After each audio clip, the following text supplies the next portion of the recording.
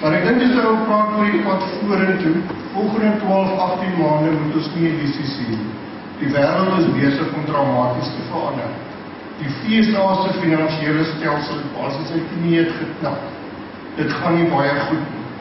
Die ouens het gedink ons gaan welvaart op skuld bou. Die van julle wat in Amerika was, ongekende welvaart, ongekende skuld. Mense wat ons ken, dan kom jy en sê vir my, jy het nog iets bygekoop, of vraai waar kry jy geld, en sê jy het maar net sy verband op sy huis vergooi. En die mense het gedink, kan dit so ander? Die beste vir my is om hierdie goed bietjie ingaan en sê, waar het dit verkeerd gegaan?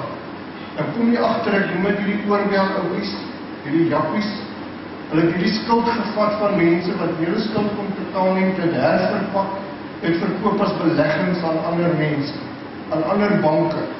En hulle het hierdie goed, hulle het 'n goeie woord daarvoor in Afrikaans gepraat van leveraging.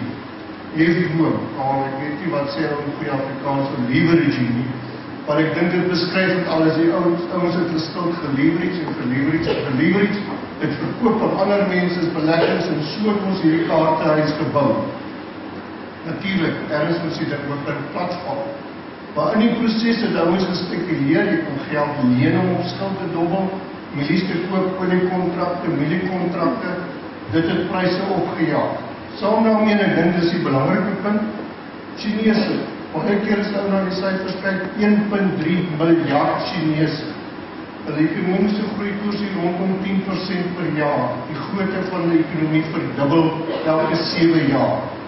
Daardie ouens bou bereik was soos 1 kragsentrale per week wat hulle opstel.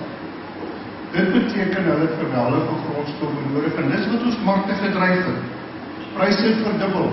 Ons weet wat het met graanpryse gebeur, ons weet wat het met goudpryse gebeur. Olieprys, iemand sê vanavond my te boere dagskap, ek praat ons die ouens sê, wat van $200 'n vat, en sê die ouens my nee man, jy het by koffies geswat gaan huis toe, dit verstaan het nie so mooi.